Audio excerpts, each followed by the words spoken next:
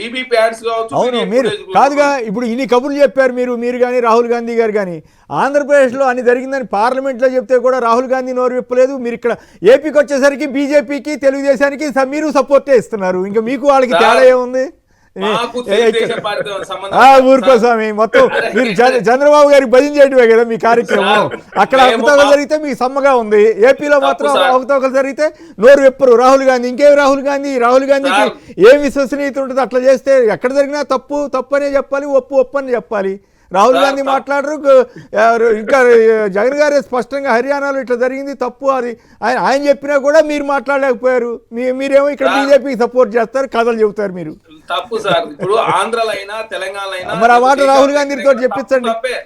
రాహుల్ గాంధీతో ఒక మాట ఎందుకు అనలేదు? మిథున్ రెడ్డి గారు చెబితే కూడా మిథున్ రెడ్డి గారి పార్లమెంట్లో నిండు సభలో నిలబడి అక్కడ జరిగినటువంటి వాటిని చెబితే రాహుల్ గాంధీ గారికి ఒక్క మాట అంటానికి కూడా ఇష్టపడలేదంటే ఆయన కూడా ఎన్డీఏలో భాగస్వామి కదా. ఏపీకి వచ్చేసరికి ఆయన కావలసిన ఎవరినో చంద్రబాబు గారికి ఇష్టమైన వాళ్ళనో ఎవరో ఒకరిని పెట్టి కథ నడుపుతున్నాడంటే ఆయన కూడా మోడీ గారికి మద్దతుదారే. ఆ రకంగా కాంగ్రెస్ ని ఆంధ్రప్రదేశ్ లో లేకుండా చేసింది జగన్ గారు. పోటీ చేస్తా ఉంది. చంద్రబాబు నాయుడు గారు ఎన్డీఏలో ఉన్నారు సార్. అవును, ఎన్డీఏ మీ ఇక్కడ తెలంగాణలో ఎవరికి ఇచ్చారు మద్దతు? తెలంగాణలో కాదు, తెలంగాణలో బీజేపీకి ఎన్డీఏ తెలుగుదేశం మద్దతు ఇచ్చిందా? ఇక్కడ కాంగ్రెస్కే కదా మద్దతు ఇచ్చింది జూబ్లీహిల్స్ ఉప ఎన్నికల్లో. మీ ఇక్కడికి వచ్చేసరికి వాళ్ళు కాంగ్రెస్కి, అక్కడికి వెళ్ళేసరికి మీరు బీజేపీకి కథలు చెబుతారు అనుకోండి. వాళ్ళు టీడీపీ ఇక్కడ న్యూట్రల్ స్టాండ్ తీసుకుంది. గోంగూర స్టాండ్, జనం చెవుల్లో పూలు పెట్టండి, ఎన్డీఏ భాగస్వామి అంట, ఇక్కడికి వచ్చేసారంట న్యూట్రల్ స్టాండ్ అంట. చరణ్ గారు ఏమనగలుగుతారండి? జగన్ గారు పార్టీ పెట్టి కాంగ్రెస్ లేకుండా చేశారు ఆంధ్రప్రదేశ్. అది వేరే విషయం, దానికి దీనికి ఏం సంబంధం? అయినా కాదు ఆయన కూడా లోక్సభలో ప్రతిపక్ష నేత.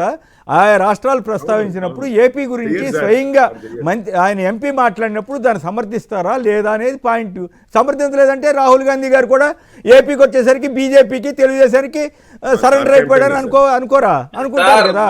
చెప్తా ఉన్నాం, తెలంగాణలో 8 స్థానాల్లో భారతీయ జనతా పార్టీ జనసేన కలిసి పోటీ చేసి 23లో తెలుగుదేశం పార్టీ మన జూబ్లీస్ ఎలక్షన్ లో ఎవరికి మద్దతు ఇవ్వలేదు.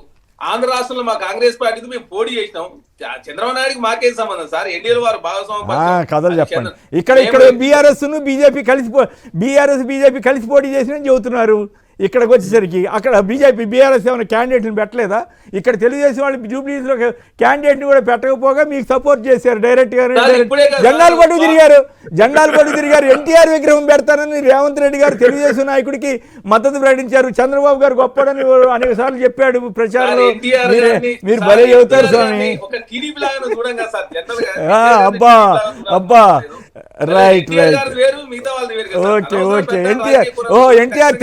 ఎన్టీఆర్ కాంగ్రెస్ నాయకులు కుక్కమూతి పిందులని తిట్టాడు ఆ రోజుల్లో. మీరు అప్పుడు పుట్టారో లేదో కానీ. రైట్. ఓకే, విజయవాడ నుంచి ఒక లైన్ లో ఉన్నారు.